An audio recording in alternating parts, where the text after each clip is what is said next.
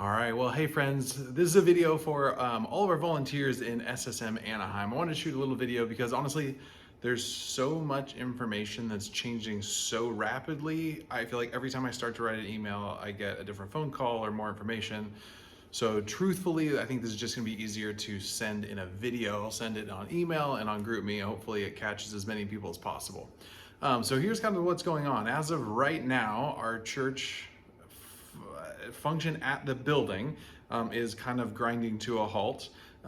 There's no longer any more ministries meeting in the church. The only thing that is open at this point is going to be our food pantry. So if you are in need of food or assistance, or you know somebody who is, you can send them to the church for our food pantry. That will be happening tomorrow, Wednesday. So just so you know, you can also go to our saddleback.com / I think it's Corona Relief. There's some links on there for packages if you want to either donate to support people or you yourself are in need. That is something that our church is doing. So as far as student ministries goes, right now we're obviously moving everything towards online content. So that's going to be our weekend, what we would normally call a weekend message or our weekend service. That will be an online content that we're working on developing. I think this week we're obviously finishing week 4 of Doors, so we'll be wrapping that up.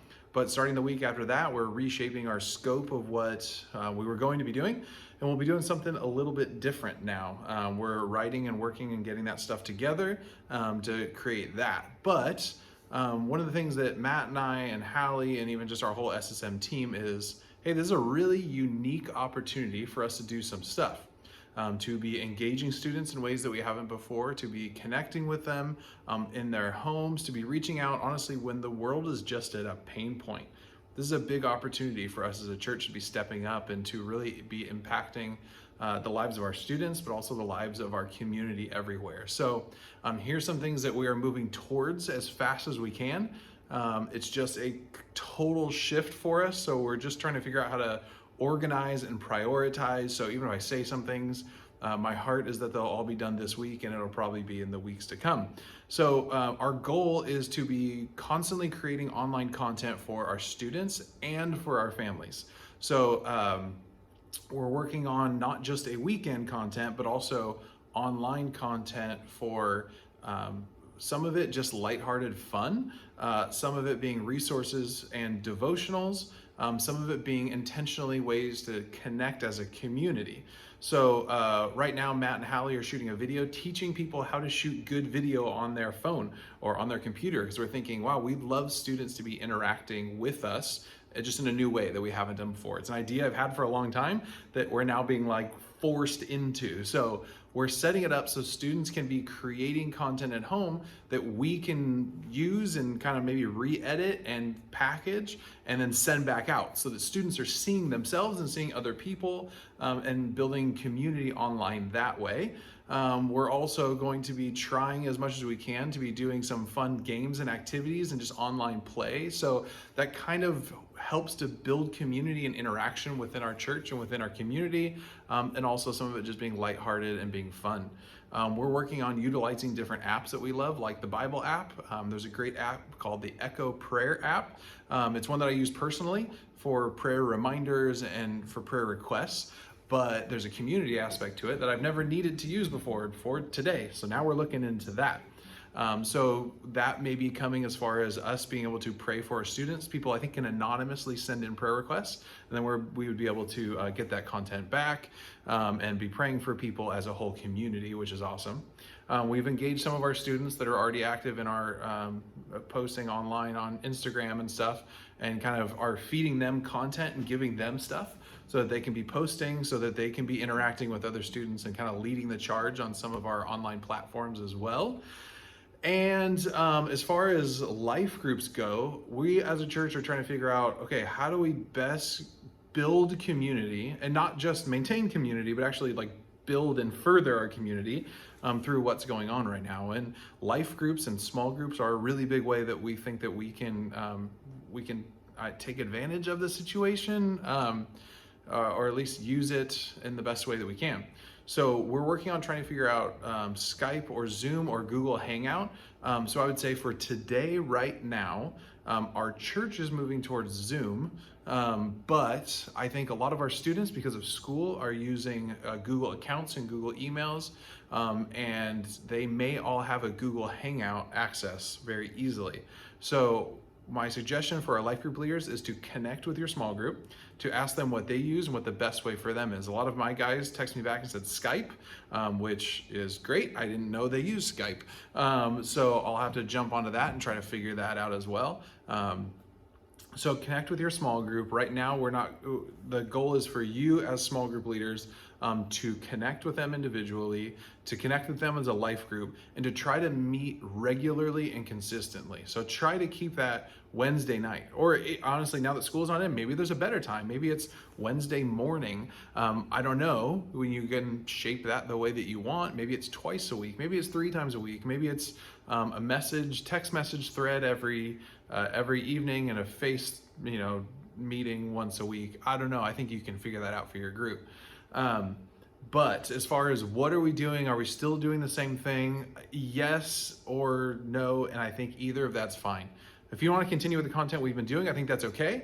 We're also at a shift point where I think we can move on to something different, and we can do that really well. So here's what would be my suggestion, at least in the first few weeks, is personally check in with all of them as a group. Hey, how can we be praying for you? What's going on? Where are you going? What's an update? School, friends, family, and try to keep track of that. I'm gonna start writing everything. I use Evernote as a good way to just take notes and keep track of things, so that next week when I talk to that student or that person or that family member, I can say, hey, last week you said, pray for this, do this, I'm struggling with this, I'm thinking through this, I'm wrestling through this. How did it go? Where are you at now? We can be really intentional because we're looking at our computer screens. So instead of being distracted by it, we can use it and use the tools that we have. So jump onto Skype, FaceTime, Google Hangout, whatever, and connect with your small group. And for the next few weeks, focus on just building community and relationships and functioning. Now, my suggestion, I think what I'm going to start doing with my small group, is pushing them in one of 2 directions. Either towards choosing a Bible plan and reading it together from using the Bible app, or we do have some small group curriculum that was written, I think we have 2 of them right now, that are just going through books of the Bible. We have one in the book of Mark, and I don't know if the other one's John or Psalms, honestly, I don't remember off the top of my head, but for sure the book of Mark, and maybe just go through that with students. It's really just, hey, read this and prompting questions, which I think would be perfect for them right now. So I would leave that up to you and discretion between you and your group, because I think you know them best. You guys are their pastors, and in this moment, people are looking for support, community. They're looking for people to reach out and just say, hey, we're here, we love you, I'm thinking about you, I care about what's going on, how can I support you? And I think our students are looking for that just as much, or maybe even more so than anyone else. I think we can be aware of what this means for them. I'm already getting messages from students that are literally just like, I don't want to be home. I don't love what's going on at my house. Can I just come hang out at church or anywhere else? And the truth is this thing seems like it's just getting started. From what we're hearing and what Rick is saying in our staff meeting, this is going to be months and potentially into or through a summer. So this is something that could radically change our culture, radically change students in our church, but greatly affect what's happening in their lives right now. We've got seniors that aren't going to have a prom. We've got seniors that aren't going to be able to walk at graduation. Things that are just normal societal things that we've done forever. This generation, it's going to be different for. So our 8th graders moving into high school, imagine kids showing up to the first day of high school next year, not seeing each other for 6 months. Like, things are just going to be different. And we as the church can be the rock and foundation. That foundation is going to look differently than it has before, but I think we have some amazing opportunities to really step up in the lives of our students. So I'm sorry this is a 10-minute video, and honestly, as soon as I turn this off, I could get an email and everything could be totally different. But here's the truth. God is in control. Like, we just got to rely on that. God is in control. We know that he's going to move in great ways through this. And our church is doing everything we can to support and love our local community. And know that we love you, that I love you, that we're praying for you. I'm going to try and give everybody a call this week so I can connect with you and just hear where you're at, what's going on, and get a little update from you. But just know that, hey, we love you and we want to reach out. If you have any ideas, if you have any suggestions, if you have something that maybe really worked well in your group, this would be a great time for us as a community to be building community. So group me, or maybe we need to do a Marco Polo, which you don't know what that is. I don't even know if our students know what Marco Polo is. It's like this video chatting app where you can send messages back and forth, but it keeps them all on the thread so you can watch them and you can do groups. Really interesting. Our team's using it now because communication is changing so quickly. It's just easy to do a video. So it might be kind of fun to jump into Marco Polo for your team. But if you need anything at all, if there's anything I can be praying for you specifically about, or your small group or your family, please text me, call me, email me. I would love to be praying with you and for you. So I love you. You guys are awesome. And I'll have more updates for you soon.